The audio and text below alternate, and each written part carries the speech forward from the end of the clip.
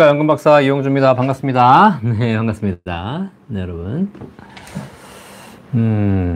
자, 안녕하세요. 연금박사 이용주. 드디어 연금박사 라이브 시간이 돌아왔습니다. 자.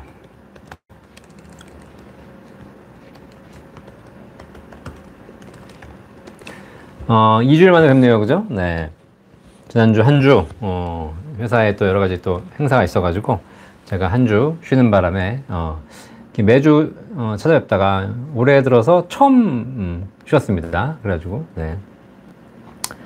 매주 쉬지 않고 여러분과 만나서 월요일 저녁 9시에 연금박사 라이브로 연금에 대한 상담, 연금에 대한 궁금증 해결해 드리는 게 저의 또 일과고 목표 중에 하나인데, 이렇게 또 행사가 있어서 1년에 한 번 정도 네, 이렇게 쉬었던 점 양해 부탁드리고요. 뭐 많은 분들이 기다려 주셨을 텐데 또 기다려주신 만큼 또 2주 만에 다시 하는 거니까 또 앞으로도 쉬지 않고 계속 라이브를 진행해서 여러분께 도움되는 정보를 드리도록 하겠습니다. 자, 그래서 제가 해드리고 있으니까 연금에 대한 궁금증 있으시면 연금박사 라이브 매주 월요일 저녁 9시에 여러분 라이브 키시면 이 1시간 동안 연금에 대한 모든 궁금증 댓글로 달아주시면 제가 하나도 빠지지 않고 답변 다 해드리고 있습니다. 네. 좋아요 감사드리고요. 구독도 감사드리고요. 많은 분들에게 알람과 공유도 또 부탁드리도록 하겠습니다. 자, 뭐 날씨가 더워져서 근데 우리나라 또 좀 활동하기 더 좋아지고 그런 것 같습니다. 근데 전 세계적으로 지금 또 고령화는 심각해지고 있고 또 기후 위기도 또 심각해지고 있죠. 여러 가지 문제가 많이 발생하는 것 같은데 그럴 때일수록 우리가 더 안전자산에 대한 관심이 높아집니다. 그죠? 그래서 뭐 안전자산 뭐 채권도 있고 뭐 여러 가지 상품도 있겠지만 노후에 가장 중요한 연금 소득을 확보하는 것, 이것이 가장 중요하다. 그래서 국민연금, 퇴직연금, 개인연금, 기초연금, 주택연금까지 연금에 대한 관심을 좀 가지시면서 여러분 노후 자산을 준비하셨으면 좋겠다. 자, 근데 요즘 질문 중에 그런 질문들이 많이 있어요. 노후 자산을 어떻게 운영하면 좋겠냐라고 해서 뭐 연금 자산을 운영하는 방법도 있고, 그 다음에 연금 자산 외에 가지고 있는 현금 자산, 뭐 투자 자산 이런 것들을 어떻게 하면 운영하면 좋겠냐라는 질문 하신 분들 많이 계십니다. 자, 그런데 우리가 꼭 아셔야 될 게 있습니다. 여러분들이 자산을 운영하실 때 투자 자산을 운영해서 누군가에게 맡기면 수익을 낼 수 있다, 더 높은 수익을 낼 수 있다라고 믿고 계신 분들이 계신데 그렇지 않습니다. 아시겠죠? 제가 뭐 20년 뿐만 아니라 뭐 수많은 투자의 규제들 전문가들이 다 하는 얘기가 그겁니다. 투자해서 내일 주가를 예측할 수 있는 사람은 아무도 없어요.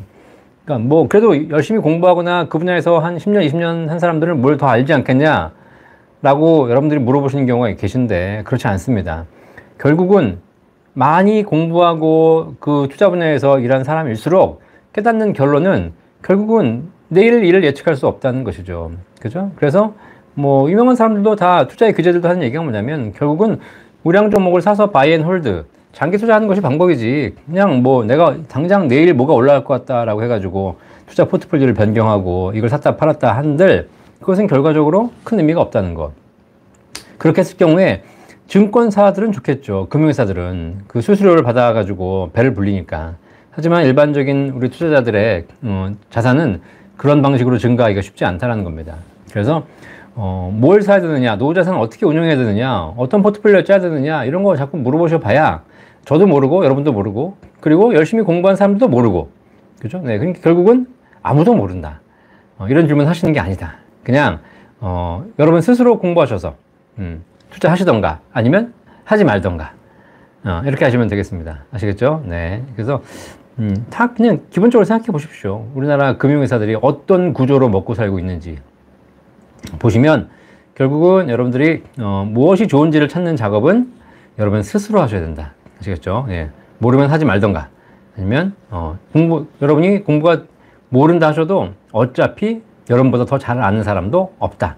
왜냐면 모두 다 찍고 있기 때문에 내일 주가를 알 수는 없다 라는 겁니다. 자, 이제 한 번씩 질문해 주시면 연금에 대한 궁금증 답변해 드리도록 하겠습니다. 자, 인사도 한번 해볼까요? 자, 윤재승님 반갑습니다. 루프리테캄님도 오셨네. 반갑습니다. 남박사님도 반갑습니다. 몽당님 반갑습니다. 네, 루프리테캄님 좋아요 감사합니다. 네, 김오리님 반갑습니다.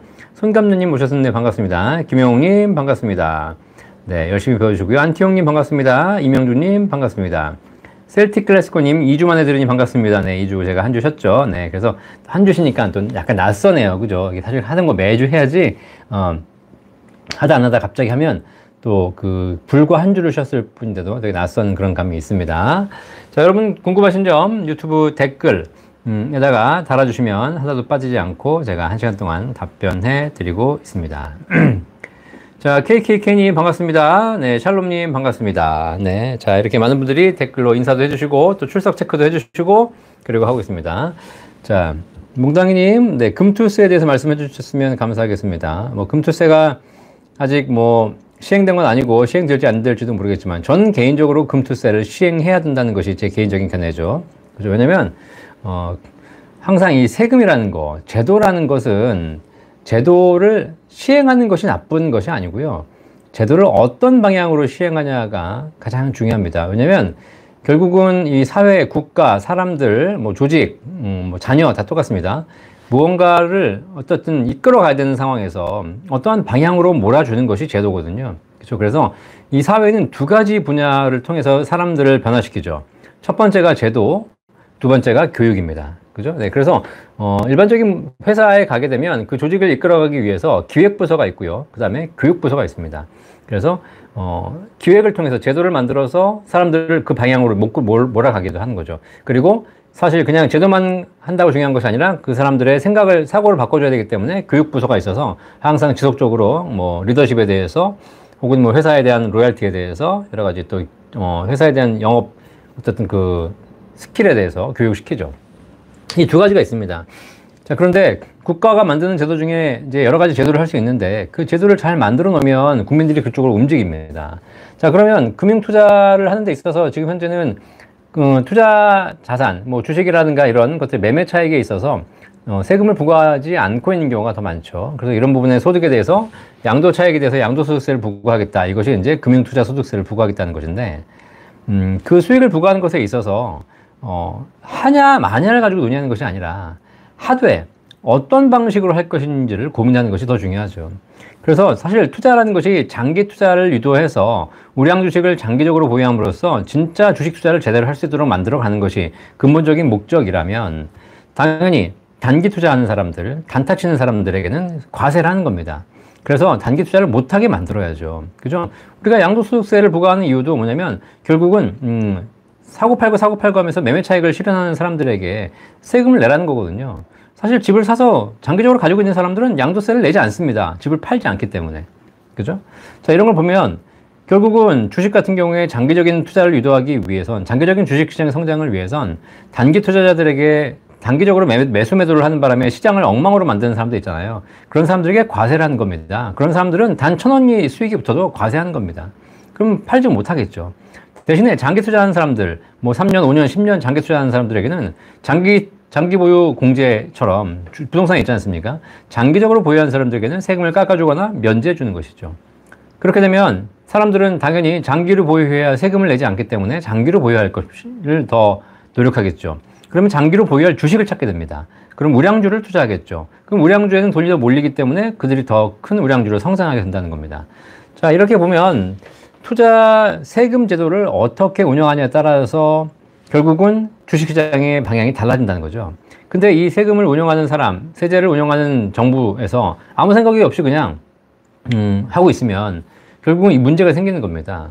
사실 지금 의료개혁도 마찬가지죠. 의료개혁도 그냥 뭐 2,000명을 뽑겠다, 안 뽑겠다, 이것이 중요한 것이 아니잖아요. 지금 이거 가지고 싸우는 게 아니죠.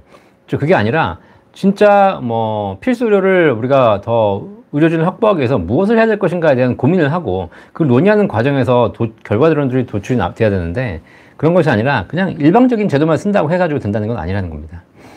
자, 그래서 저는 어쨌든 금투세에 대해서는 도입을 하되 그냥 도입하는 건 아무 의미가 없고 장기 투자자에 대한 어떤 감세 정책을 같이 보완해서 하는 것이 좋지 않겠나 생각하고 있습니다.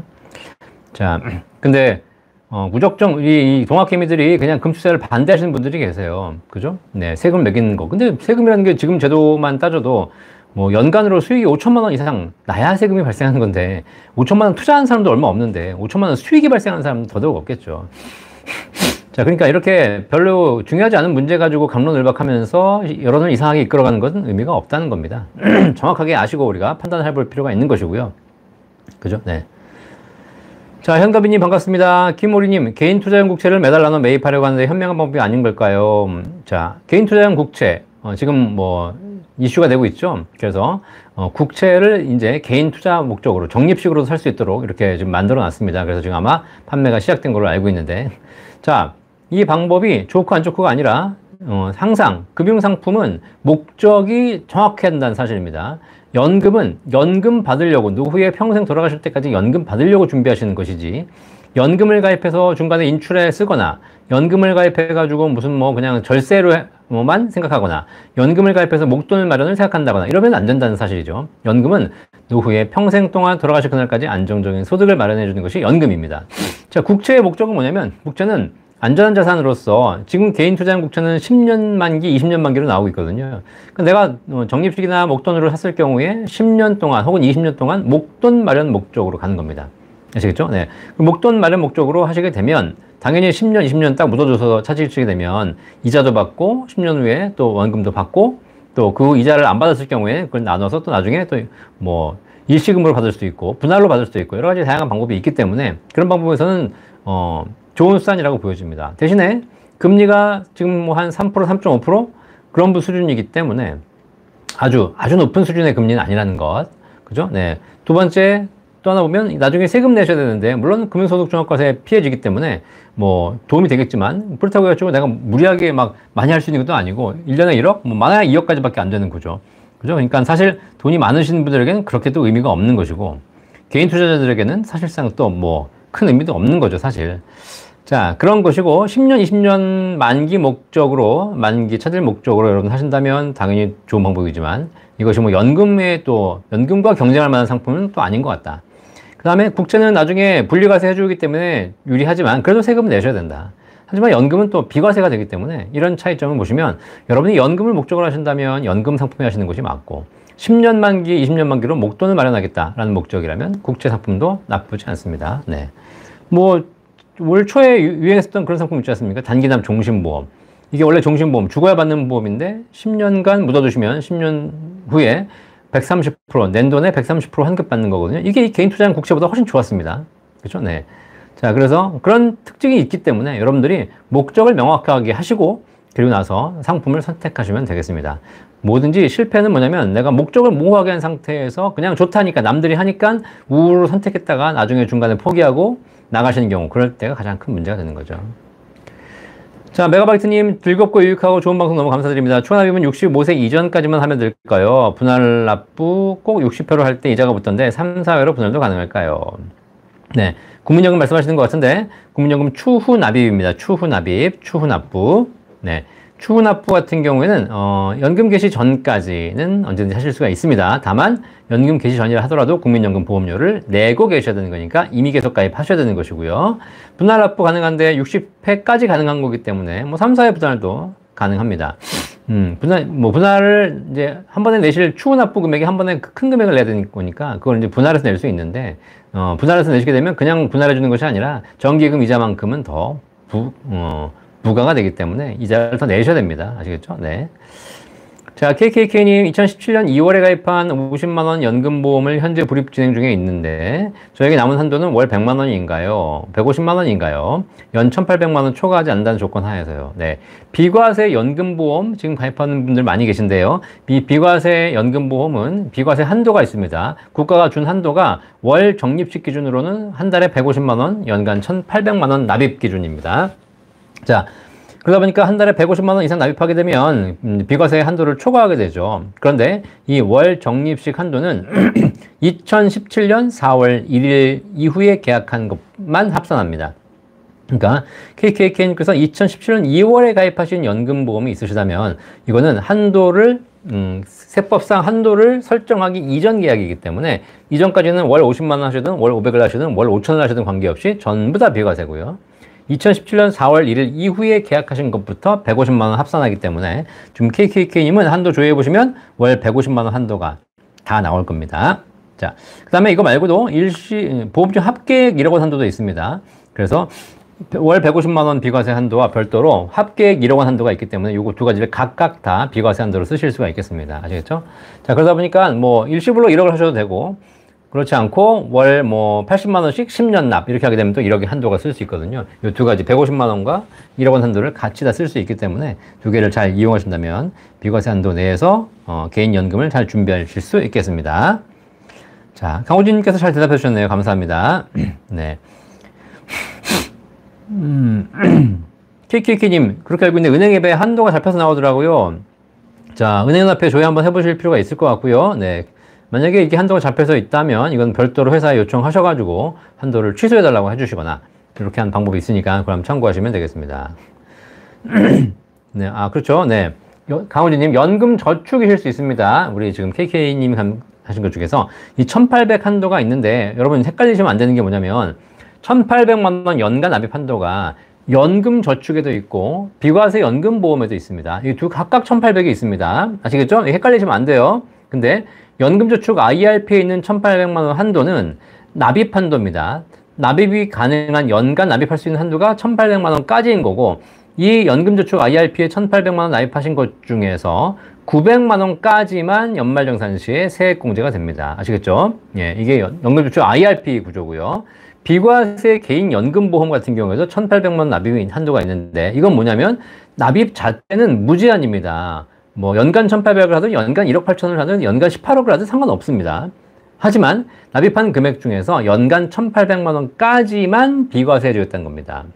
연금저축 IRP는 다시 한번 정리해 드릴게요. 연금저축 IRP는 연간 납입할 수 있는 최대 한도가 1,800까지밖에 안 되고 이 중에서 900만 원까지 세액공제. 비과세 연금보험은 무제한 한도고 그 중에 1,800만 원까지만 비과세. 이해되시겠죠? 자, 그래서 어떤 것인지 한번 여러분들이 꼭 참고해 보시기를 바라겠습니다. 네. 우리 강호진님께서 좋은 아이디어로 주셔서 감사합니다. 자, 포카칩님 반갑습니다. 박명희님 반갑습니다. 저는 연금저축에 이게 뭐지? 있고 IRP는 있는데 오늘 회사 이름이군요. 25년에 5년이 됩니다. 각각 달리 연금을 개시해야 할지 연금저축을 IRP로 모아서 연금 개시해야 할지 고민입니다. 네, 두 곳에서 따로 연금 개시와 합쳐야 좋은 점이 있을까요? 자, 연금저축이 지금 다른 은행에 있으신 거고, 그 다음에 IRP는 권에 있으신 것 같네요. 그죠? 네, 5년이 되십니다. 자, 일단, 지금 박명희님 몇 살이신지가 되게 궁금합니다. 55세 이전이라면 연금저축과 IRP를 합칠 수가 없습니다. 아시겠죠? 네. 55세가 지나야 합칠 수가 있습니다. 아시겠죠? 뭐, 관리의 편의상은 합치면 좋으시겠죠. 그냥 IRP로 합쳐가지고 하시면 되겠습니다. 연금저축이 주식 투자 비중이 좀 약간 더 자유로운 그런 장점이 있겠지만, 뭐, 큰 차이가 없기 때문에 그냥 IRP로 운영하시면 되겠습니다. 합칠 수 있다면. 근데 55세 이전에는 합칠 수 없습니다. 꼭 명심하시기 바라겠고요. 자, 그 다음에 뭐, 사실 제가 보기에는 운용상의 편리를 위해서 합치는 것 말고는 뭐, 굳이 합칠 의미가 없을 것 같고, 55세 넘으셨다면 그냥 연금저축 개시하십시오. 뭐 수익이 높다면 모르겠지만 제가 매번 말씀드리지만 수익 낮은 연금저축은 하루빨리 개시하는 게 좋다. 거기서 55세가 되기 전에는 개시 못하니까 문제지. 55세가 됐다면 굳이 개시할 수 있는 권한이 주어졌는데 뭐하러 내가 그 수익률 낮은 연금에다 계속 두고 있어야 될 필요는 없거든요. 내가 연말정산 세액공제가 필요하다면 계좌를 하나 더 만들어서 거기다 불입하시면 되겠습니다. 그리고 기존에 쌓여있는 이미 한 10년, 20년간 불입해온 그 연금저축이 수익률이 낮다면 빨리 연금 개시하십시오. 연금 개시해서 쓰라는 얘기가 아니라 연금을 개시해서 그 개시한 연금으로 그걸 가지고 다른 더 좋은 상품에 재투자하실 수 있다는 겁니다. 네. 자, 강호진님, 네, 비과세 연금보험이 아니라 한도 잡혀서 드는 건 연금시타 연금저축보험 등이죠. 맞습니다. 네. 연금보험도 마찬가지입니다. 연금보험도 연금저축보험이 있고요. 그 다음에 비과세 연금보험이 있습니다. 네. 그리고 일반적으로 은행 앱에 뜨신다라고 하는 것은 연금저축보험인 경우가 많습니다. 일반 비과세 연금보험은 은행 앱에서 조회하는 것이 아니라 별도로 은행 가서 내 개인정보 주고 은행연합회에 한도 조회를 하셔야 됩니다. 그러니까 이런 금융회사를 통해서 전문가들이 할 수 있는 것, 직원들이 할 수 있는 것이 이거이기 때문에 개인이 은행 앱에 들어가서 조회가 가능하다. 이건 연금저축 상품이 되겠습니다. 우리 KK님 상품에서 정확한 명칭을 주시면 더 확실하게 알 수 있을 것 같습니다. 자, 맑은 샘물님 감사합니다. 네, 몽장이님 감사합니다. 이주승님, 현재 60세이고 국민연금 63세 지급받을 때 3년 동안 물가 상승률로 오르나요? 네, 국민연금 63세 지급받으시게 되면, 예. 60세부터 63세까지 말씀하시는 거죠. 네. 그때까지는 물가 상승률로 오르진 않습니다. 물가 상승률과 비슷하게 올려드리거든요. 이게 이제 연금을 산정할 때 여러분들이 지금 국민연금공단에 조회해 보시면 지금 내가 아직 연금은 개시하지 않았어요. 앞으로 뭐 10년, 20년 후에 개시할 겁니다. 근데 지금 조회해 봤더니 국민연금이 한 100만 원 나왔다. 그러면 내가 10년 후에 100만 원 받는구나 라고 생각할 수도 있겠지만 내년에 조회해 보면 또 한 102만 원 올라가 있습니다. 내후년에 조회해 보면 또 내가 내는 건 그대로 동일하게 내고 있는데 또 한 104만 원, 105만 원 올라가 있습니다. 이게 왜냐면 국민연금은 실제로 가치에 따라서 재평가를 해주거든요. 연금 개시 전까지는 재평가율로 올라가고 연금이 개시된 이후에는 물가 상승률만큼의 연금액을 올려줍니다. 아시겠죠? 네. 이런 특징이 있죠. 네. 자, 그런데 이게 재평가율이 높은 것일지, 그 다음에 물가 상승률이 높은 것일지는 알 수 없습니다, 사실. 네. 그렇기 때문에 일단 어쨌든 63세에 3년 후에 받으신다 하더라도 3년간은 계속 재평가율에서 평가해서 올려드린다. 제가 알기로는 이게 율의 용어는 차이가 있지만 실질적으로 반영하는 비율은 큰 차이가 없을 것으로 보고 있습니다. 자, 카리스마님 반갑습니다. 보험사 변액연금보험은 만기 후 연금 수령 기간을 수급일 전에 계약사항과 달리 변경 가능한지요? 네. 연금 수령 기간, 수령 시점 있지 않습니까? 요거를 변경이 가능한데 일반 연금보험, 변액연금보험 같은 경우에는 연금 개시를 당길 수는 있지만 연금 개시를 늦출 수 없는 경우, 뭐 이런 경우들이 있습니다. 네, 그렇죠? 네. 그래서 그거는 상품마다 조건이 좀 다릅니다. 네, 그래서 여러분들이 그 상품을 한번 약관을 보시면서 약관에 물어보실 필요가 있겠습니다. 그렇죠? 일반적으로는 왔다 갔다 다 가능한 상품들도 있고 그렇지 않고 뭐 아예 변경할 수 없는 상품도 있고 그거를 당길 수는 있지만 늦출 수는 없는 상품도 있고 이렇게 있기 때문에 그걸 한번 그 상품이 어떤 상품인지 약관을 보실 필요가 있겠습니다. 자, 모하베드 살라님 안녕하세요. 네, 해외 출장은 잘 다녀오셨는지요? 네, 잘 다녀왔습니다. 덕분에 비행기 타느라고 힘들었긴 했지만 그래도 잘 다녀왔고요. 네, 살아 돌아왔습니다. 항상 이게 뭐 해외 갈 때마다 혹시라도 사고 나면 어떡하나 걱정해 주셔서 감사합니다. 자, 배테크님 반갑습니다. 강호진님, 비과세 연금보험인데 은행 앱에 한도가 잡혀 뜬다고요? 네, 비과세 연금보험은 은행 앱에 한도가 안 잡히죠. 네, 맞습니다. 은행 앱에서 보일 수 있는 건 아닙니다. 자, 한성진님, 국민연금 개혁한다는데 공무원연금, 군인연금도 개혁 대상인가요? 라고 하셨는데, 지금 뭐 연금의 구조 개혁을 통해서 공무원연금, 군인연금도 개혁한다는 얘기가 있긴 하나, 기본적으로 국민연금 개혁의 큰 틀은 국민연금 자체를 개혁하는 모수 개혁, 국민연금만 개혁하는 것을 중점적으로 하고 있습니다. 지금 그것도 지금 힘들어 죽겠는데, 거기다가 공무원연금, 군인연금까지 다 개혁한다 그러면 난리 나겠죠. 전국이 아주 그냥 들쑤시는 그런 일이 벌어지겠죠. 네. 자, 그래서 어쨌든 공무원연금, 군인연금은 공무원연금 같은 경우는 2016년도인가요? 한번 개혁이 됐고요. 당장은 지금 개혁할 대상은 아닌 것 같고 국민연금을 먼저 개혁하는 것 같습니다. 그죠? 어차피 공무원연금, 군인연금은 지금 재원이 없어가지고 국가가 세금으로 주고 있습니다. 아시겠죠? 네. 자, 맑은세무님, 박사님 본인 명의 전체 수익이 얼마 이상 되어야 피부염 자격이 박탈되는지 궁금합니다. 자, 건강보험 피부양자 자격이 박탈되는 것 얘기하시는 것 같습니다. 그죠? 건강보험. 자, 본인 명의 전체 수익이라는 것이 그거보다는, 소득 기준으로 연간 2천만 원 이상이면 건강보험 피부양자가 탈락되고요. 그 다음에 재산이 재산세 과표 기준으로 얼마더라? 5억 4천. 네. 5억 4천 이상이시면, 탈락되는 것이죠. 네. 자, 이런 거기 때문에 건강보험 피부양자가 되기 위해서는 재산도 보고 소득도 봅니다. 그렇죠? 그래서 그런 부분 잘 맞춰야 될 것 같은데요. 구체적인 거는 건강보험공단을 한번 확인해 보시는 게 좋을 것 같습니다. 정확하게 제가 알고 있는 정보로는 재산으로서는 재산세 과표 기준 5억 4천. 그러니까 시세 기준으로 한 10억? 이상이 되면 건강보험 피부양자가 될 수가 없는 것이고요. 소득인 경우에는 연간 2천만 원. 아시겠죠? 자, 이명주님, 1999년에 세금보험 7.5% 2종으로 일시금 6,100만 원 납입하고 만 60세에 연금 개시합니다. 제가 알고 싶은 것은 2종과 1종 차이점을 알고 싶습니다. 이건 상품에 대한 문의는 연금보험은 확정 이유를 부리하는 굉장히 좋은 연금으로 알고 있는데 1종과 2종은 뭘까요? 1종은 적립식이고 2종은 일시불 아닐까요? 그렇죠? 네.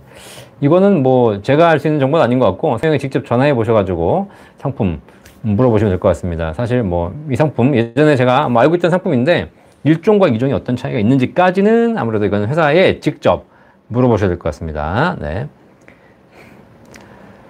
네. KKK님, 강호진님, 그러게 말입니다. 은행 앱인데 비과세연금보험 한도가 뜨는데 계속 합산되어 뜹니다. 그래서 신경 쓰이네요. 네. 자, KKK님, 이 상품명이 뭔지를 정확하게 일단 알려주시는 것이 가장 중요할 것 같습니다. 자, 말그선물님, 그리고 본인명의 모든 수익이 얼마 이상이면 종합과세가 되는지도 궁금합니다. 종합과세. 네. 자, 우리가 소득이 있으면 종합과세가 되는 거잖아요. 그죠? 자, 그런데 기본적으로 종합과세라는 것은 우리가 종합소득 합산과세를 한다는 얘기는 우리는 이자, 배당, 사업, 근로, 연금, 기타 6가지 소득에 대해서는 기본적으로 종합과세 합니다. 아시겠죠? 근데 그 중에서 일부 자산에 의해서 분리과세를 빼주는 게 있죠. 연금 같은 경우에는, 사적연금 같은 경우에는 일정한 금액, 연간 1,500만 원 이하를 받으시게 되면 이건 분리과세를 빼주기 때문에 종합과세가 되지 않죠. 그 다음에 이자, 배당, 소득 같은 경우에도 연간 2,000만 원 이내가 되면 분리과세로 15.4% 종료합니다. 하지만 이자, 배당 수익이 연간 2,000만 원을 초과하게 되면 초과하는 금액에 대해서 종합소득 합산과세가 되죠. 그렇죠? 뭐 이런 기준들이 다 있습니다. 자, 그래서 정확하게 모든 수익이 얼마 이상이라고 보시긴 그렇고요. 일단 국민연금 같은 경우에는 금액 관계없이 다 종합과세 됩니다. 연금 받을 때. 그죠? 그러니까 국민연금도 받고 있고 내가 따로 근로소득도 갖고 있고 뭐 이렇다. 그러면 합산돼서 세율이 더 많이 올라가는 거죠. 근로소득, 사업소득 당연히 다 종합과세가 됩니다. 그죠? 네. 금융소득도 2,000만 원 초과되면 종합과세가 되는 것이죠. 네, 기타 소득 다 종합과세 됩니다. 일부 분류과세 되는 것만 제외하고는 다 종합과세 된다라고 보시면 되겠습니다. 자, 우리 이제 사회에 연금 공부하면서 세금 공부도 많이 해야 됩니다. 그래서 제가 사실 연금을 공부하면서 제일 많이 공부했던 게 세금이거든요, 세금. 그래서 사실 뭐 제가 세무사도 아니지만 뭐 사실 세무사도 세금에 대해서 정확하게 알지는 못하죠. 왜냐면 그 많은 세금을 다 할 수 없으니까. 그러니까 뭐 양도세 전문 세무사가 있고, 그 다음에 뭐 소득세 전문 세무사가 있고, 뭐 그다음에 여러 가지 뭐 다른 뭐 법인 관련된 세금 전문가가 있고 이렇듯이 그 분야에 대해서 아는 것이지 종합적인 거 알 수 없죠. 근데 저희는 이제 금융에 대한 걸 하다 보니까 금융, 투자, 뭐 연금, 보험 이런 관련된 세금들을 제가 따로 공부를 한 거고, 처음에 저도 그걸 들었을 때는 그냥 뭐 누가 알려주면 그냥 그런가 보다라고 듣고 그냥 그렇게 외워서 했는데, 그게 아니라 기본적인 걸 이해하려고 하다 보니까 원리를 알아야 되고 원칙을 알아야 되겠더라고요. 그래서 그때부터 공부한 것이 세법 조항이죠. 지금 여러분께 제가 방송하면서 세금에 대한 얘기 해드리지만 이 세금에 대한 얘기는 그냥 누가 그랬다더라라는 얘기 절대 하지 않습니다. 왜냐면 제가 믿지 못하고 제가 보지 못한 걸 여러분에게 함부로 설명드릴 수 없기 때문입니다. 그래서 누가 그랬다더라 하게 되면 저는 반드시 세법 조항을 찾아봅니다. 그래서 그 세법 조항의 조문을 확인하고 그걸 또 분석해서 혹시 빠진 게 없는지 보고 거기에 맞춰서 진짜 확실하게 국세청에 있는 분석보다 더 정확한 분석이 되었을 때 여러분에게 이렇게 됩니다라고 말씀드리는 것이죠. 아시겠죠? 자, 그래서 이런 공부를 하는 것이 머리가 아픕니다. 하지만 그래도 부모님이 또 좋은 머리를 주셔가지고 공부는 열심히 합니다. 공부는 제가 그렇죠. 제가 딴 거 못해도 뭐 제가 봐서 뭐 몸이 좋아요 뭘 잘하겠습니까? 그냥 공부는 열심히 하니까 그런 거 해서 여러분께 확실한 정보를 알려드리고 있습니다. 자, 샬롬님, 저희 부부는 월 수입은 100만 원 정도고 남편 국민연금 50만 원, 금융소득 월 250만 원 정도입니다. 현금 자산 10억 있는데 포트폴리오를 어떻게 하면 좋을까요? 라고 하셨는데, 네, 지금 나이가 몇 살인지 우리 샬롬님 제가 잘 모르겠습니다만 금융소득이 월 250만 원 정도 있으시니까 연간으로 3천 정도 있으신 거거든요. 그러면 금융소득 종합과세에 해당되십니다. 아시겠죠? 그래서 2천만 원까지는 분리과세지만 초과되는 1,000만 원에 대해서는 나중에 종합과세 당하실 거고, 그렇게 되면 국민연금도 있고 수입도 있으시기 때문에 세금이 조금 더 나오겠네요. 그죠? 현금 자산이 10억 있으신데 이 10억 저는 뭐 개인적으로 저한테 물어보신다면 10억 있는 포트폴리오 중에서 일부를 연금으로 전환하시라고 당연히 말씀드리죠. 물론 뭐 집이 있으시기 때문에 집담보로 주택연금 받는 방법도 있고, 이 10억 자산 중에 일부를 즉시연금이나 일시납 연금으로 전환하는 방법도 있고요. 이 중에서 일부를 뭐 최저보증연금으로 적립식으로 한 10년간 준비해서 나중에 연금으로 받는 방법도 있고요. 그 다음에 뭐 지금 나와 있는 개인 투자형 국채를 사시는 방법, 그 다음에 뭐 일반적인 은행 주식이라든가 은행 채권을 사는 방법, 이렇게 다양한 포트폴리오가 존재합니다. 자, 그렇기 때문에 이거는 실제로 그냥 뭐 제가 이렇게 방송으로 그냥 이렇게 하십시오 라고 드리는 것보다 실제로 개인의 상황을 다 분석해야 보기 때문에 샬롬님께서는 저희 센터 1800-3624 보이시죠? 여기 전화번호. 이 전화번호 저희 상담센터 전화번호입니다. 이쪽으로 전화하시게 되면 저희 전문가들이 상담해드리고 있거든요. 그래서 문의하셔서 실제로 포트폴리오를 한번 점검 받아보시길 바라겠습니다. 사실 이렇게 포트폴리오를 어떻게 하면 좋을까 많이 문의하시는데, 기본적으로 내가 다른 자산이 얼마나 있는지, 또 나의 나이는 어떤지, 성별은 어떤지, 그 다음에 내가 지금 어떤 소득 체계를 갖고 있는지, 그 다음에 나의 위험 성향, 내가 예를 들면 나는 안전자산이 너무 좋으신 분도 계시고, 나는 공격적으로 투자하는 게 좋으신 분도 계시니까, 그럼 모든 것들을 다 점검해 봐야 거기에 맞는 투자 포트폴리오를 할 수 있는 것이죠. 자, 그렇지 않고 그냥 무작정 뭐 이렇게 하십시오, 저렇게 하십시오 라고 얘기하는 거는 사실 제가 보기엔 아주 위험합니다. 그렇죠? 그 사람이 어떤 경험을 갖고 있고 어떤 성향인지도 모르는 상태에서 무조건 반반하십시오. 뭐 무조건 이렇게 뭐 7대3 하십시오 라고 이렇게 하시는 거 사실 되게 위험합니다. 저는 개인적으로 나이 드신 분들, 특히 은퇴해서 60대 넘어가신 분들은 개인적으로 투자 포트폴리오는 안 하셨으면 좋겠어요. 그죠? 예. 왜냐면 젊을 때부터 꾸준하게 해왔다면 모르겠지만 그렇지 않고 내가 이제 와가지고 나이 들어가지고 뭔가 투자를 해보겠다? 되게 위험합니다. 왜냐면 장기적으로 봐야 되는 것이고 특히 노후 자산은 굉장히 이게 안정성이 중요한 자산이지 않습니까? 왜냐면 젊은 사람들은 내가 1,000만 원 날려도 다시 벌면 됩니다. 근데 나이 드신 분들은 이 자산이 내 나의 마지막 자산이기 때문에 이걸 함부로 운영했다가 결국은 더 큰 손실을 입게 될 수 있는 것이고 좀 뭐 내가 뭐 바이앤홀드 사서 기다리겠다라고 말씀은 하십니다. 하지만 사가지고 한 10% 떨어져 봐요. 발발발발 떨면서 내가 괜히 했나 이런 생각 들면서 결국은 포기하시죠. 그래서 투자 수익이 났을 때 수익을 싫어하는 사람들은 거의 없고 대부분 다 손실을 봤을 때 포기하고 이제 정리하는 거죠. 그죠? 네. 이런 과정을 반복하기 때문에 계속 손실이 발생하는 겁니다. 사실 투자를 하다 보면 오르는 날도 있고 떨어지는 날도 있는데 오를 때는 욕심이 생겨서 안 팔아요. 근데 떨어지면 공포에 질려서 팔게 됩니다. 맨날 손실을 보는 겁니다. 이게 나이 들면 더 심해져요. 그래서 되도록이면 뭐 포트폴리오라고 하지만 연금과 뭐 안전자산 이런 것들로 나누는 포트폴리오 뭐 유효합니다. 하지만 투자자산으로 함부로 많이 넣었다가는 그렇게 바람직하지 않은 결과를 가져올 수 있다는 거 꼭 명심하시기 바라겠습니다. 노후란 게 그렇습니다. 나이 70, 80 되시면 나이 들어서 내가 내 신체 구조, 내 대뇌 구조, 내 주변 상황이 투자를 계속하기가 쉽지 않은 상황이 된다는 거죠. 심약해지지 않습니까? 심약해져요. 젊은 사람처럼 에라 모르겠다 한번 해보자 이게 안 된다는 겁니다. 본 광고는 생명보험 광고 심의 기준을 준수하였으며 유효기간은 심의일로부터 1년입니다. 딩동댕님 61세 주부입니다. 국민연금 최저로 임의가입 납부 중인데 현재 월 20만원씩 8년 정도 납부할 수 있는데 최저보장연금이 좋을까요? 네, 좋습니다. 납부 8년 납입도 안 되고 7년 납입, 10년 납입 다 가능하니까 하시고요. 지금 국민연금 최저로 임의가입 중이신데 국민연금도 뭐 최저로 하시면 랜덤 대비 효과는 제일 좋습니다. 월 20만원 정도씩 납입하실 거라면 국민연금을 좀 더 올리는 방법이 좋지 않을까요? 그렇죠? 네. 국민연금을 내셔가지고 임의계속가입 더 하셔가지고 국민연금을 올리시기 바라겠습니다. 오래 살 수만 있다면 국민연금이 랜덤 대비 효과는 제일 좋죠. 뭐 한 가지 좀 점검하셔야 될 점은 뭐냐면 61세 주부시기 때문에 남편분이 국민연금이 많이 있어요. 그리고 지금 현재 딩동대님께서는 연금액이 적어요. 이러면 어떤 일이 벌어지냐면 남편이 국민연금이 많고 부인이 국민연금이 적어요. 자, 그러면 두 분이 100년회로 하시면 각각 받을 수 있습니다. 근데 한 분이 돌아가시게 되면 이분의 유족연금이 나옵니다. 근데 이분의 유족연금이 나오는 순간 이 본인연금, 주부의 본인연금보다 유족연금이 더 크기 때문에 얘를 포기하고 얘를 받으셔야 됩니다. 그럼 나는 여기다 열심히 부었는데 내가 받지 못하고 얘를 받아야 되는 상황이 발생하죠. 그쵸? 자, 그래서 이런 경우에는 한번 살펴볼 필요가 있습니다. 그래서 남편의 국민연금이 좀 크다. 그러시면 그냥 최저로 국민연금을 유지하시는 게 좋고 남편이 안 계시거나 뭐 이혼하셨거나 혹은 뭐 남편의 국민연금이 별로 없다. 그러면 내 연금 늘리셔야죠. 그렇죠? 그러면 국민연금을 1순위로 준비하시고 그 다음에 남은 돈을 좀 최저보증 이렇게 하시는 게 좋지 않을까 생각합니다. 네. 네, KKK님, 강우진님이 알려준 무배당 연금보험인데, 자, 이 상품, 무배당 연금보험이면, 제가 보기에는 연금 저축 상품이 아닌 것 같은데요. 한번 확인해 보실 필요가 있을 것 같습니다. 네. 자, 강성홍님, 주택연금 받는 금액이 실버타운일 경우에는 금액 책정 기준이 다른가요? 자, 실버타운은 주택연금이 안 됩니다. 아시겠죠? 예.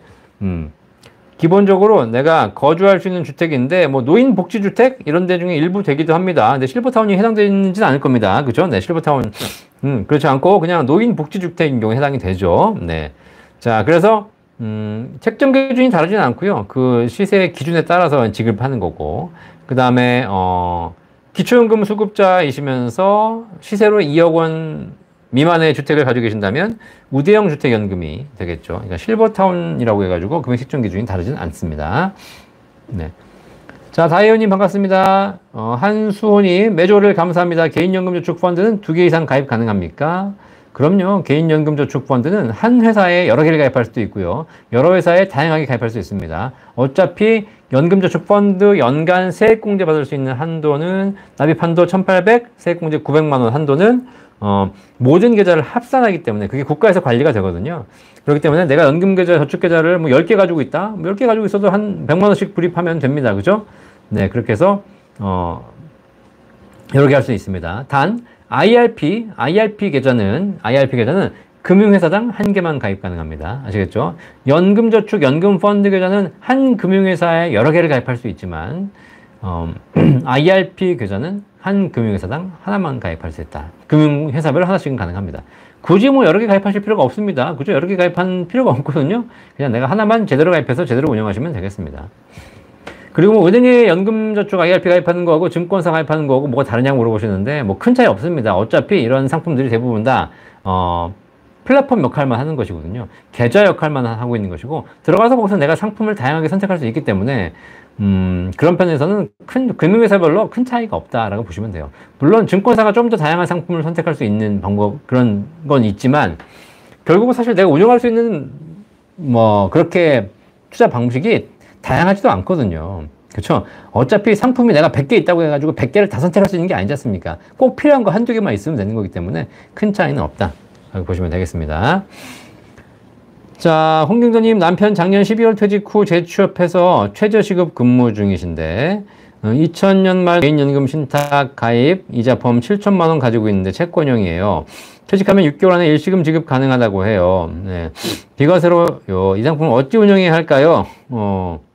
자, 2000년 말에 개인연금 신탁 가입하신 상품 퇴직하면 6개월 만에 일시금 지급이 가능하지 않는 상품인데요. 자, 말씀하신 대로 연금 신탁이라면 2000년에 가입하신 거기 때문에 소득공제 받는 연금 저축 상품이었고요.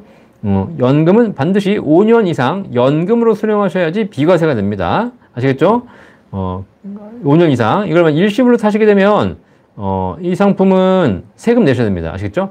일시금 지급이 가능하다는 저는 사실 이해를 못하겠는데요. 뭐 나중에 한번 확인해 보시고 알려주십시오. 왜 그랬는지. 기본적으로 연금저축 상품들은 납입 시에 소득공제 또는 세액공제를 받는 상품이고 그 조건이 연금을 반드시 5년 이상 혹은 10년 이상 연금으로 수령하라고 조건을 준 거기 때문에 일시불로 타시게 되면 이건 무조건 그 조건을 어기신 거기 때문에 비과세 조항이 아니라 그냥 과세됩니다.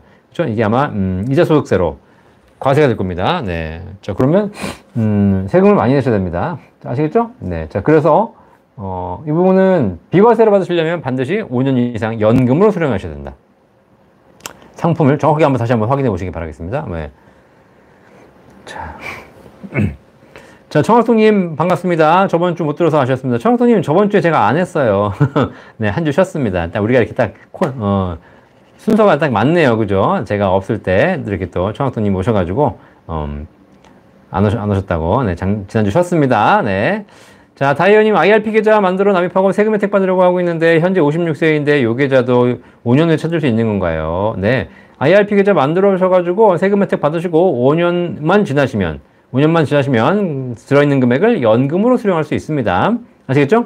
자, 그런데 뭐 5년간 뭐 계좌 세금 혜택 받아봐야 뭐 얼마 되겠습니까? 아시겠죠? 그러니까 5년 후에 찾을 수 있다는 것이지 5년 만에 찾으시면 별 의미는 없습니다. 아시겠죠? 네. 자, 이결아님 감사하고요. 네. 이결아님 61년생 올해 연금 개시가 됐는데 남편분께서 소득이 있어 연장하려고 합니다. 저는 65년생 직장인이라 부부가 함께 내고 있는데 저도 국민연금 받을 수 있는지요? 둘 중 한 사람만 받는지요? 네. 국민연금은요, 당연히 자기 걸 자기가 받습니다. 그죠? 두 분이서 국민연금 다 가입하셨다고 해가지고 한 분만 받는 거 아니라 각각의 연금은 각각 다 받습니다. 아시겠죠? 두 분이 100년회로 하시면 평생 다 받을 수 있습니다. 아시겠죠? 그러니까 걱정하지 마십시오. 그런데 중복 수급이 안 된다는 얘기가 있어서 그것 때문에 고민하신 분들 계신데 국민연금 중복 수급이 안 되는 경우에는 한 분이 돌아가셨을 때 얘기입니다. 아시겠죠? 그래서 한 분이 돌아가시면 여기에 대한 유족연금이 발생하는데 이 본인연금과 유족연금 이걸 두 개를 중복할 수 없고 둘 중에 큰 걸 선택해야 된다. 이런 얘기를 드리는 겁니다. 그러니까 국민연금은 기본적으로 중복 수급은 돌아가셨을 때만 해당되는 것이고 건강하게 살아계신다면 내 연금 내가 다 잘 받을 수 있습니다. 아시겠죠? 자, 신동현님, 4대 보험 직장인입니다. 급여 외에 외부 강의 등 기타 소득이 100에서 200만 원 정도 있을 경우 노란우선 공제, 소득공제가 유익할까요? 라고 하셨는데, 네. 기타 소득, 사업소득이 있으실 경우에는 노란우선 공제 필요하지만 노란우선 공제에서 소득에 대해서 소득공제 받는 거잖아요. 그죠? 근데 연간 100만원, 200만원 받으시는 거면은 어차피 기타 소득이라는 것이 기타 소득 강의를 받으시는 거면은 80% 이상이 비용 처리가 되거든요. 그러면 연 200만원 있어봐야 실제 소득으로 잡히는 금액은 40만원 밖에 안 됩니다. 그죠? 네. 그러니까 40만원에 대해서 뭐 세금 띄어봐야 얼마 안 나옵니다. 그러니까 뭐 제가 보기에는 큰 의미가 없을 것 같고요. 노란우선 공제, 소득공제를 받으실 경우에는 일정한 그 소득 금액에 따라서 소득공제 받을 수 있거든요. 이게 4대 보험 직장이시면 근로소득이 있으신데, 그죠? 네. 근로소득에 대해서도 소득공제가 될 수 있겠네요. 그러면 뭐 한 달에 한 2, 30만원씩, 불입을 하시게 되면 연간 300만원? 뭐, 소득 금액에 따라서 한 5천만원까지, 한 500만원까지 내주실 수 있는 거니까 연간 금액에서 소득공제 받을 수 있는 조건이 될 것 같습니다. 자, 일단 어쨌든 전체 소득이 총액이 얼마인지 한번 보시고, 그리고 노란우선 공제에 자격이 되는지 한번 신청해 보시기를 바라겠습니다. 소득공제는 사실상 소득이 많으신 분들에겐 유리한 제도입니다. 진종호님 반갑습니다. 자, 리얼티님, 선생님 여쭤볼게요. 기초연금 이딴 거 폐지해야 하는 거 아닌가요? 정치인들 장날 제도 같아서요. 생활보호 대상자만 챙겨주면 될 것 같아서요. 사실 기초연금이라는 게 이제 어르신들 중에 소득이 부족하신 분들을 위해서 만들었는데 어떻게 하다 보니까 지금 이 상황에 가가지고 전체 우리나라 어르신 중에서 10명 중에 7명에게 다 드리고 있는 것이죠. 많이 주고 있는 건 사실입니다. 그죠? 네. 그래서 원래 제도는 한 40%, 소득 하위 40%만 드리는 거였는데 지금은 70%까지 드리고 있죠. 자, 그래서 뭐 이런 부분도 지금 여유가 있으신 분들, 물론 뭐 받으신 분들 입장에서는 이게 꼭 필요하다고 얘기하시겠지만 전 국가적으로 재원의 효율적인 활용을 봤을 때는 진짜 어려우신 분들만 주는 것도 맞는 얘기라고 보여집니다. 자, 김순자님 반갑습니다. 네. 강호진님, IRP 은행과 증권사의 차이는 수수료 차이가 크죠. 네, 뭐 그죠. 은행과 증권사의 차이, 수수료 차이가 약간 나긴 합니다. 요즘 근데 그런 것도 많이 좀 사라지고 있는 추세고, 그다음에 뭐 다이렉트로 가입하시게 되면 수수료가 거의 없으니까 뭐 제가 보기엔 그것도 큰 차이만, 큰 차이 아니다라고 보시면 될 수 있어요. 점점 수수료는 없어져가는 이제 추세다라고 보시면 되겠습니다. 자, 이금희님, IRP 한 계좌만 가능합니다. 그렇죠. 네, 증권사, 은행별로, 금융회사별로 하나씩만 가능하죠. 자, 금빛하루님 5년으로 나눠받으면 5대5 말씀하셨어요. 5.5%. 그렇죠. 네. 네. 그래도 5년 나눠받으면 5.5% 세금 과세하지만 상품에 따라 다릅니다. 2000년 전에 가입한 상품은 비과세 상품이고요. 2001년 이후에 가입하신 상품이 연금 소득세로 부과하는 상품이죠. 자, 파라다이스 유니콘님, 남편하고 5살 차이입니다. 남편은 국민연금 160만 원 받고요. 저는 국민연금 54만 원 받아요. 제가 97년에 국민연금 해약해서 500만 원 정도 받았는데 부활하면 1200 정도 더 내고 월 20만 원 더 받는다고 하는데 국민연금을 추가로 더 내는 게 나을지요. 자, 우리 지금 파라다이스 유니콘님 국민연금 해약해가지고 500만 원 정도 받으셨는데 지금 이거 부활한다는 것이 반납하신다는 거거든요. 반납은 무조건 하셔야 됩니다. 무조건. 1200 정도 더 내고 월 20만 원 연금 올라가면 월 20만 원이면 연간 240만 원 올라가는 것이고 1200 내고 240만 원 연금을 연간으로 올라가게 되면 이게 얼마야? 5년만 받으면 원금 다 받는 거거든요. 그죠? 네. 이건 안 하실 이유가 없습니다. 무조건 하셔야 됩니다. 그러니까 우리가 국민연금 제도 중에 과거에 안 냈던 걸 내는 추후 납부 제도가 있고 과거에 이렇게 해지하셨던 분들이 다시 살리시는 반납 제도가 있는데 추납도 좋은 제도지만 반납은 무조건 하셔야 되는 제도입니다. 반납은 이거. 우리 파라다이스 유니콘님 제가 항상 말씀드리지만 이거 안 하실 거면 저 주세요. 제가 할게요. 제가 제 돈 1200 내고 제가 한 달에 20만 원 받는 걸로 하겠습니다. 아시겠죠? 아니 1200만 원 내고 20만 원씩 죽을 때까지 평생 연금 받는 거면 이런 대박 상품이 어디 있습니까? 이것 때문에 국민연금 기금이 망하고 있는 건데. 그쵸? 네. 무조건 하시기 바라겠습니다. 뭐 국가와 민족을 위해서 우리 후세대를 위해서 국민연금 기금의 고갈을 늦추는 그런 어떤 애국적인 마음이라면 하지 않으시는 게 좋습니다. 아시겠죠? 자, 소나무TV님, 올해 45세로 얼마 전 8% 연금 가입했는데요. 일단 10년 납 10년 거치인데, 15년 납 5년 거치는 어떨까요? 뭐, 하긴 알아보시는데요. 8% 연금 잘 하셨네요. 8% 연금은, 10년 납입하셨으면 나중에 10년 납입한 이후에 15년으로 늘릴 수 있습니다. 걱정하지 마시고 지금 고민하실 필요 없습니다. 잘 하셨고요. 그 다음 10년 납입하시고 그 다음에 11년 차에 가서 더 내고 싶으면 전화해가지고 내가 5년 더 내겠습니다. 라고 얘기하시면 되겠습니다. 8% 연금은 납입기간 연장이 가능하기 때문에 그냥 걱정하지 마시고 그때 가서 결정하시면 되겠습니다. 아시겠죠? 당연히 많이 내는 게 더 좋겠죠. 자, 홍경자님, 퇴직 후 생활비로 사용하는 거로 퇴직 증명서 제출하면 비과세 일시 지급된다고 해요. 수령하게 되면 어찌 굴려야 할지 몰라서 의견 듣고 싶어서요. 소득공제 연 72만 원 받았습니다. 자, 만약에 이렇게 퇴직 증명서 제출하는 조건으로 비과세 일시 지급이 된다면, 일시로 받으셔가지고, 받으신 금액을 운용하셔야죠. 근데 제가 보기에는 이게 만약에 연금으로 쓰신다면 반드시 이제 쓰셔야 되겠지만, 만약에 그렇지 않고, 이걸 어떻게 할지 모르시겠다. 뭐 금액이 얼마인지 모르시겠지만, 예를 들면 한 5천만 원 되신다고 하게 되면, 이거를, 그러니까, 운용하는 방법이 있어서 목적이 확실합니다. 내가 만약에 이거를 연금으로 받으시겠다. 그러면 지금 나와 있는 연금 중에 좋은 연금으로, 재투자하시면 되는 것이고, 그렇지 않고 내가 뭐 한 5년, 10년에 다 써야 된다. 라고 하시게 되면, 아까 말씀드렸듯이 뭐 개인 국채, 개인 투자형 국채, 이런 것도 10년 마련으로 되게 좋은 상품인 것 같고요. 그죠? 그렇지 않고, 뭐, 예를 들면 뭐 주식 투자? 뭐 이런 것도 해볼 수 있겠습니다. 그죠? 네. 그거는 개인의 상황에 따라 다르지만 나는 위험한 건 싫고 안전한 게 좋다. 그러면 뭐 그냥 국채로 가시거나 아니면 내가 연금으로 받으셔야 되겠다. 그럼 최저보증 연금으로 가시거나 이렇게 목적이 확실하다면 그 목적에 맞춰서 선택하시면 되겠습니다. 아시겠죠? 뭐 일시불로 내시는 방법도 있고 매달 적립식으로 내는 방법도 있으니까 이거를 상담을 한번 해보시면서 결정하시면 되겠습니다. 어쨌든 이런 조건 하에서 일시 지급이 된다고 하니 제가 보기에는 그런 차원이 있다면 뭐 굉장히 좋은 조건이라고 보여지네요. 그죠? 네. 네, 전사기님, 정당한 이유 좀 알려주세요. 어떤 정당한 이유죠? 네, 앞에 질문 더 부탁드리겠습니다. 자, 백원재님, 기초연금 질문이 있습니다. 65세 이상 중에 70% 주는 건가요? 전체 인구의 70% 주는 건가요? 네. 자, 기초연금 70%인데 65세 이상 어르신 중에서 소득을 환산된 소득으로 쭉 나눕니다. 뭐 재산, 소득, 뭐 이런 걸 전부 다 소득으로 환산해가지고 쭉 줄을 세웁니다. 그래서 1등부터 30등까지 안 주고요. 31등부터 마지막 100등까지 드리는 겁니다. 아시겠죠? 그러니까 위에 30% 안 주고 밑에 70%는 다 준다는 겁니다. 65세 이상 중에서. 아시겠죠? 기초연금 자체가 65세 이상이 돼야 지급받을 수 있는 자격이 생기는 것이기 때문에 젊은 사람은 받을 수 없습니다. 아시겠죠? 네. 자, 안젤라 주님 반갑습니다. 네, 미동님. 퇴직금 3억 받을 예정인데 노후자금 어디에 넣어두면 좋을까요? 라고 하셨는데, 네, 퇴직금 3억 받으셨는데 그럼 당연히 IRP로 넣어 받으시겠죠. 자, 그러면 이제 IRP를 받으셔가지고 그 IRP에서 운용할 것인지 아니면 IRP에서 일시불로 빼실 것인지 아니면 IRP에서 바로 연금으로 개시해가지고 연금 받은 금액을 가지고 다른 것에 재투자할 것인지 이걸 정하셔야 되는 겁니다. 아시겠죠? 그러니까 방법은 여러 가지가 있지만 첫 번째 IRP에서 내가 운용하겠다. 그러면 IRP에 운용해서 거기 IRP에 있는 상품도 있지 않습니까? 정기예금도 있고, 뭐 TDF도 있고, 뭐 ETF도 있고, 이런 상품을 내가 운용하시면 되겠습니다. 뭘로 운용해야 됩니까? 이건 아무도 모릅니다. 아시겠죠? 그러니까 직접 우리 미도님께서 본인이 위험 상황에 따라서 결정하시면 되겠습니다. 그죠? 네. 그런데 이 IRP 운용하는 것이 내가 부담스럽고 잘 모르겠다. 그러면 방법은 여기서 이제 빼서 다른 걸 하는 겁니다. 일시불로 다 빼가지고 이걸로 뭐 집을 사든가 아니면 일시불로 다 빼가지고 뭐 다른 주식을 하시든가 그럴 수 있는 것이고요. 다만 일시불로 빼시게 되면 퇴직소득세를 내셔야 되는 것이죠.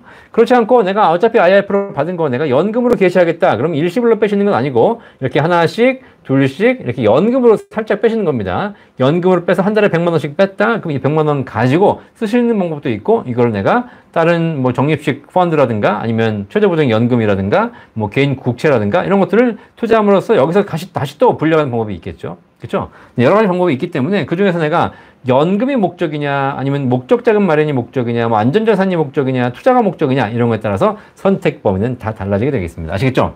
자, 어쨌든 다양한 방법이 있는데 이런 방법들은 단순히 그냥 여기서 질문하시고 답변 드릴 수 있는 것이 아니라 반드시 개인 상담을 통해서 해결하셔야 된다. 아시겠죠? 그래서 저희 센터가 있습니다. 저희 연금박사 상담센터에서는 연금에 대한 궁금증, 투자에 대한 방법 이런 모든 것들을 해결해 드리고 있으니까 저희 1800-3624 전화 주시면 저희 전문가들이 이제 연결이 돼가지고 여러분께 상담해 드리도록 하겠습니다.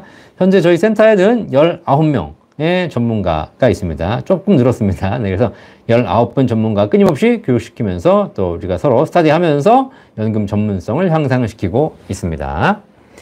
자, 고종우님 반갑습니다. 네, 교직원공제 장기저축급여 20년 동안 유지했는데 퇴직 시 이자금에 대해서 건보료 부과든지 여쭙고 싶습니다. 이자 금액이 2,500만 원 정도 되는 것 같아요.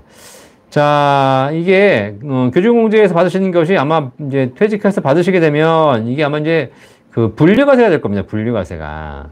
그래서 이 부분에 대해서 건보료가 부과되는 것이 원칙입니다. 원칙. 실제로 건보료를 부과하고 있는지 안 하고 있는지는 건보공단에 한번 물어봐야 될 것 같습니다. 아시겠죠? 네. 왜냐면 건보공단에서는 원칙적으로는 부과해야 되는 것이지만 부과하지 않는 것들도 있거든요. 네. 그래서 그런 부분에서는 이거는 정확하게 좀 파악하기 위해서는 건보공단에 한번 문의해 보셔야 될 것 같습니다. 원칙적으로는 네, 받으시는 금액에 대해서 건보를 부과하는 것이 원칙입니다.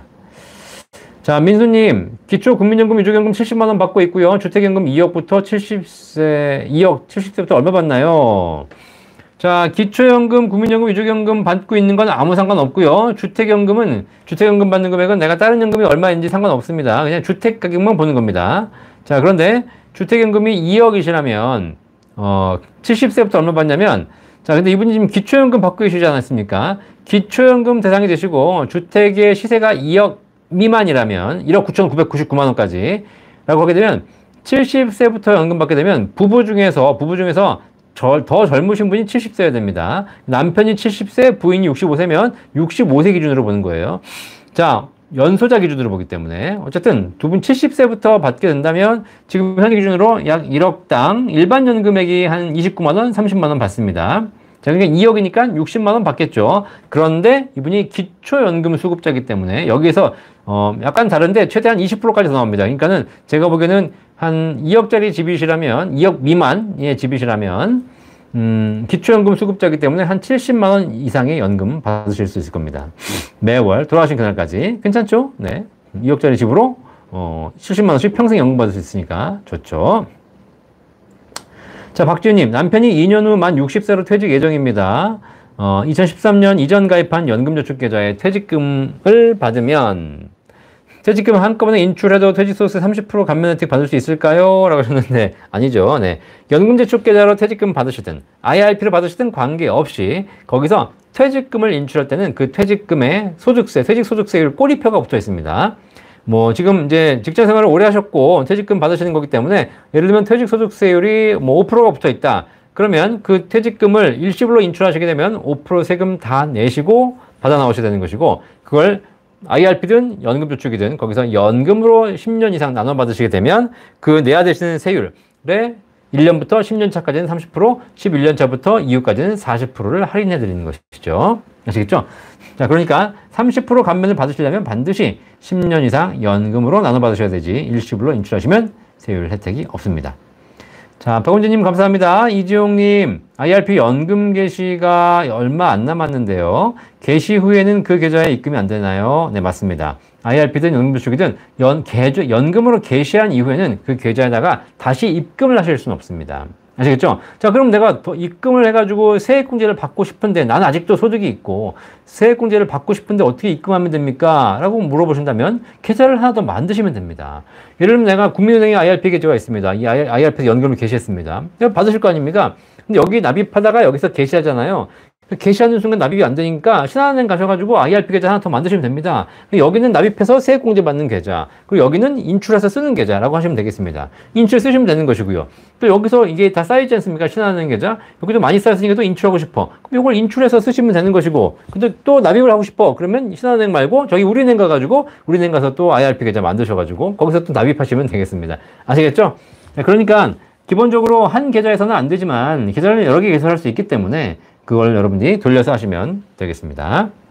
자, YJ 썬님 5678% 연금 비교분석 받았는데요. 연금액이 생각보다 별 차이가 안 나네요. 왜 그런 건가요? 쌓이는 적립금이 다를 텐데요. 연금액의 유의미한 차이가 아니라면 그럼 되도록 큰 회사에 가입하는 게 좋은 게 아닌가 생각됩니다. 받다가 사망 시 차이가 있을까요? 네, 최저보증연금 5, 6, 7, 8% 최저보증연금 제가 항상 말씀드리지만 당연히 5% 연금이 가장 쌓이는 적립률이 낮고 6%가 그 다음 7%가 더 높고 8%가 제일 높다라고 여러분 생각하시겠지만 자, 연금액을 지급받는 데 있어서는 이렇게 5, 6, 7, 8% 쌓이는 적립률과 더불어 이렇게 쌓인 금액에서 나중에 연금으로 빼주는 지급률도 같이 보셔야 됩니다. 그런데 8% 연금이 적립률은 가장 높습니다. 하지만 지급률은 제일 낮아요. 그러니까 많이 쌓아놓고 제일 조금 빼주는 겁니다. 그렇기 때문에 연금액이 다른 연금에 비해서 그렇게 높아 보이지 않는 것이고 대동소이하는 구조가 나온다는 겁니다. 아시겠죠?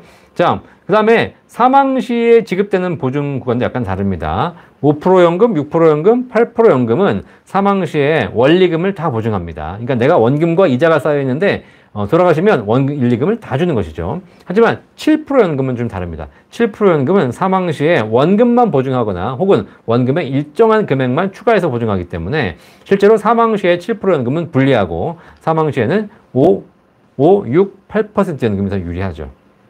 자, 이렇게 상품별 약간 차이가 있습니다. 그러니까 그런 거 보시면서 결정하시는 거고, 뭐 금액이 큰 차이 없으면 나는 회사를 하겠다. 그러면 사실 뭐 큰 회사가 좋다라고 생각하시는데, 전 개인적으로는 큰 회사를 좋아하실 수도 있고, 오히려 작은 회사를 좋아하실 수 있습니다. 왜냐면 사실 우리나라에서 뭐 금융회사가 망할 수도 있겠지만 안 망할 수도 있는 것이죠. 근데 큰 회사가 망하면 답이 없어요. 근데 작은 회사가 망하면 다 인수가 됩니다. 자, 그래서 어느 게 좋다, 나쁘다는 제가 보기에는 당장 회사의 규모만 가지고 선택할 수 있는 건 아닌 것 같다. 자, 그래서 그거는 개인적으로 잘 판단하셔가지고 가입하시기를 바라겠습니다. 어쨌든 큰 차이가 나지 않지만 그래도 조건에 따라서, 나이에 따라서, 연금을 언제 받느냐에 따라서 일정 부분 차이가 나기 때문에 그런 거 보시면서 결정하시면 되겠습니다. 자, 최미영님 반갑습니다. 네. 안젤라 조님, 제가 49세 군인연금 수급 중이고 남편은 현재 공무원입니다. 네. 이번 달부터 제가 국민연금 이미 가입했는데 나중에 남편 먼저 사망 시 공무원연금, 군인연금, 국민연금 동시에 받을 수 있는 건가요? 라고 하셨는데, 네. 남편이 공무원이시군요. 근데 부인께서 군인연금이시네요. 그죠? 네. 국민연금 이미 가입했는데 남편이 먼저 사망한다면 공무원 유족연금 받을 수 있습니다. 공무원 유족연금, 군인연금, 국민연금 받을 수 있나요? 자, 일단, 공무원 연금에 대한 유족연금을 받으시게 되면 군인연금은 같은 직역연금으로 보기 때문에 중복수급이 되지 않을 겁니다.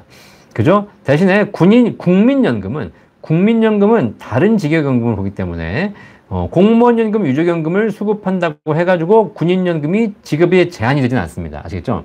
그러니까 일단 국민연금 받는 건 아무 문제가 없고요. 공무원연금, 유족연금 받는 거에서 군인연금은 지급 제한이 있을 수 있습니다. 아시겠죠? 그거를, 군인연금은 워낙에 특이해서 제가 이거는 사실 어떻게 정보도 없고요.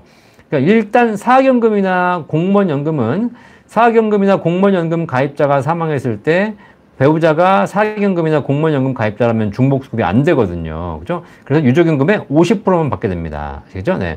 자, 그런데 군인연금은 또 같은 조건인 걸 제가 알고 있는데 혹시 모르니까 우리 군인연금 공단에 한번 전화해 보셔가지고 남편의 공무원연금 배우자가 사망했을 때 중복수급이 되는지 정확하게 한번 확인해 보시기 바라겠습니다. 이 군인연금은 정보가 잘 없어가지고요. 파악하기 쉽지 않아요. 그런데 일반적인 그 직역연금하고 군인연금은 좀 차이가 많더라고요. 그래서 가장 유리한 연금이 군인연금이라는 얘기가 있습니다. 자, 파라다이스 유니콘님 감사해요. 제가 50세인데요. 언제 국민연금 반납을 언제 하는 게 좋을까요? 만 60세 하기 전에 직전이 좋을까요? 아니면 내일 당장 해야 하나요? 혹시 국민연금에서 추후에 반납제도가 없어질지 궁금합니다. 뭐 반납제도가 없어진다는 얘기는 없습니다. 하지만 제가 보기에는 반납제도 같은 경우는 그냥 뭐 기다리지 마시고 바로 하시는 게 좋지 않을까요? 뭐 언제까지 기다리시겠습니까? 그죠? 이거 그죠? 네. 없어지고 안 없어지고 관계없이 어쨌든 미리 낸 만큼 그만큼 또 유리하고 뭐 재평가율에 따라 올라가기 때문에 하실 수 있으면 미리 내시는 것도 미리 내셔서 잊어버리고 국민연금 올리시는 게 좋을 거라는 생각이 듭니다. 네. 자, HLS님, 저는 공무원이고 아내는 사립교원입니다. 사학연금을 일시불로 받으면 공무원연금 수령 후 제가 죽은 뒤 아내가 유족연금 받을 수 있나요? 자, 사학연금을 일시불로 받으면 제가 죽은 뒤 아내가 유족연금 받을 수 있나요? 아닙니다. 일시불로 받으시게 되면 유족연금이 안 가죠. 네, 그죠? 네, 일시불로 받으면 그럼요, 그죠? 내가 일시불로 받았으면 연금 수급권이 없는 거지 아닙니까? 없는 거죠. 그죠? 네. 공무원연금, 저는 공무원. 아내가 사학연금을 일시불로 받으면 공무원연금 수령 후에 공무원인 제가 죽은 뒤에, 이렇게? 그죠. 자, 지금 제가 공무원인데 공무원연금을 받다가 사망한 뒤에 아내에게 유족연금을 지급하려고 받는데 아내는 사학연금을 받는 수용자가 아니고 일시불 받으신 분이잖아요? 네. 일시금 받으신 분 유족연금 중복수급할 수 없습니다. 아시겠죠? 네. 일시불 받은 것도 연금으로 받은 걸로 간주하기 때문에 이미 연금 수급권을 받은 것이지 않습니까? 때문에 자, 이분들에게는 중복수급 되지 않습니다. 아시겠죠? 네. 그럼 다 일시불 받게요. 만약 되면 그렇지 않죠. 네. 그래서 일시불 받은 것도 연금과 동일한 조건으로 본다라고 보시면 되겠습니다. 자, 최미웅님. 자, 국민연금 60세 이후에 임의 계속 가입을 하는 것을 64세 수령 직전에 가입해서 60세부터 64세까지 임의 계속 가입분을 추납할 수 있나요? 아니면 60세 이후에 가입해서 납입하나요? 자, 60세 이후에는 추납이 불가능합니다. 아시겠죠? 60세 이전에 안 낸 돈을 나중에 추후 납부할 수 있습니다. 근데 60세가 지나면 그다음부터 내가 안 냈다. 이 금액을 나중에 추후 납부할 수 없습니다. 아시겠죠? 그러니까 60세 이후에는 임의계속 가입 통해서 매번 내셔야 됩니다.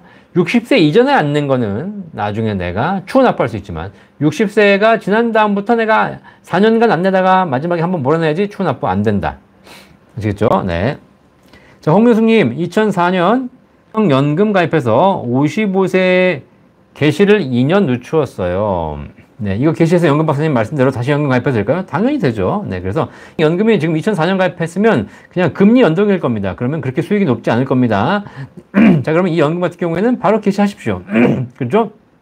개시하셔서 뭐 확정 10년으로 이렇게 개시하시는 겁니다. 그래서 10년 받으셔가지고 그거를 받아서 쓰실 수 있겠지만 이걸 최저보증연금으로 다시 전환하신다면 분명히 나중에 연금액은 지금 받으시는 것보다 훨씬 더 높아질 겁니다. 자, 정순덕님 반갑습니다. 홍김장님 10시 다 되어갑니다. 10시가 넘었네요. 감사합니다. 자, 민수님 주택연금 받으면 국민연금 기초연금 내려가나요? 아닙니다. 주택 자체가 내 재산으로 환산되고 있기 때문에 주택이 있어서 기초연금 받을 수 있다면 주택연금 받는다고 기초연금 못 받는 거 아니고 똑같은 조건이기 때문에 영향 미치지 않습니다. 아시겠죠? 주택연금은 내 집을 담보로 대출 받는 것이기 때문에 오히려 재산이 빠져야 정상인데 빼주진 않더라고요. 국민연금 받는 거 당연히 문제 없습니다. 아시겠죠? 그러니까 주택연금은 대출을 받는 것이기 때문에 주택연금 받는다고 해가지고 다른 평가에 영향이 있는 건 아니다. 주택 자체가 이미 평가를 받고 있는 것이다. 자, 희작윤님, 윤희장님, 연금 박사님 한 직장에 오래 다니는 게 좋을까요? 퇴직금?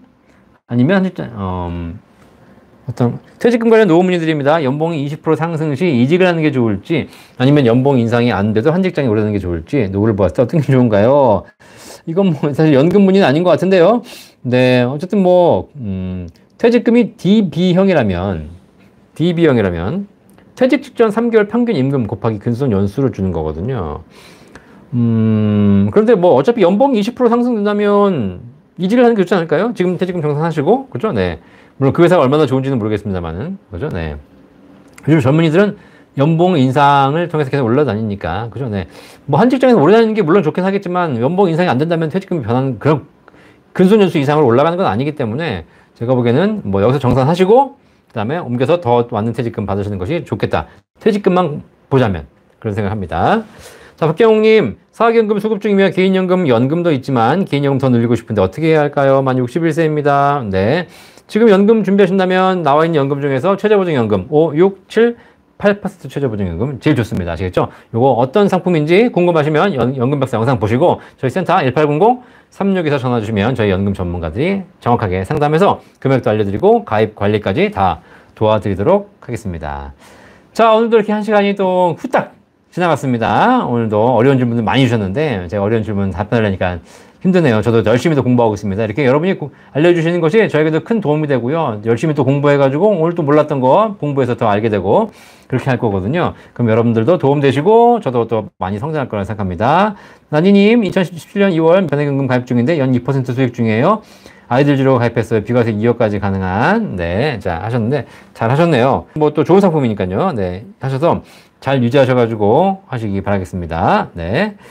지인님, 직장 다니고 있어도 국민연금 이미 가입해서 더 낼 수 있나요? 네, 안 됩니다. 직장 다니고 있으시면. 이미 많이 내고 있어도 못 내는 분도 있나요? 네, 얼마까지 내고 있으면서 못 내나요? 자, 직장 다니고 계시면 급여의 9%만 내시면 끝납니다. 더 못 내십니다. 아시겠죠? 나중에 이제 퇴직하시고 나면 그때 이미 계속 가입 통해서 내실 수가 있겠습니다. 아시겠죠? 자, 이렇게 많은 분들이 질문 주시는데, 우리나라에는 연금에 대한 모든 궁금증을 해결해드리는 연금박사 상담센터가 있습니다. 매주 월요일 저녁 9시에 여러분과 함께 1시간 동안 연금에 대한 모든 궁금증 상담해드리고 있습니다. 그죠? 네. 여러분이 주시는 질문 자체가 제가 답변해드릴 수 있기 때문에 도움이 되는 것이고, 그 다음에 여러분이 질문 주시는 것이 방송 보시는 분들에게 도움되는 것이고, 또 나의 사례가 남에게 도움되는 것이고, 또 그걸 공부함으로써 우리 전체가 다 연금을 준비해서 행복한 연금을 준비할 수 있는 그런 사회가 되는 것이거든요. 그래서 연금 박사에 여러분이 많이 구독해 주시고 또 많이 공유해 주시고 그리고 주변에 홍보해 주시고 그리고 이 시간에 많이 들어오시는 것 함께 해주시는 것이 결국은 여러분의 노후를 행복하게 하고 우리 사회를 전체 행복하게 하는 길이다. 제가 매번 말씀드리지만 노후에 목돈은 여러분이 지켜내셔야 하는 것이지만 연금은 여러분을 지켜드리는 것입니다. 그래서 우리 사회가 연금을 많이 가입할수록 우리 국가, 사회가 더 행복한 사회로 된다는 거 꼭 명심하시고요.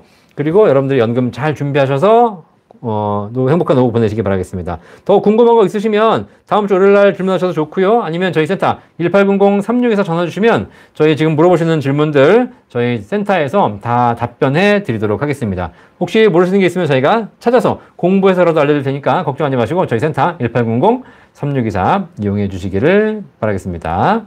자, 오늘도 이렇게 많은 분 질문 주셔서 감사하고요. 나니님 1800 전화 주시기 바라겠고요. 하상민님도 마찬가지입니다. 연 1800 맞는데요. 네, 여기 주시고요.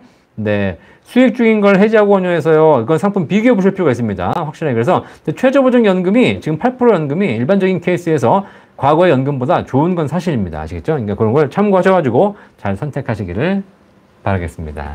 자, 오늘도 여러분 다 감사드리고요. 이제 또 쉬지 않고 또 달려가면서 매주 월요일 저녁 9시에 여러분 뵙도록 하겠습니다. 한 주 동안 건강하시고 다음 주 월요일 9시에 건강한 모습으로 뵙도록 하겠습니다.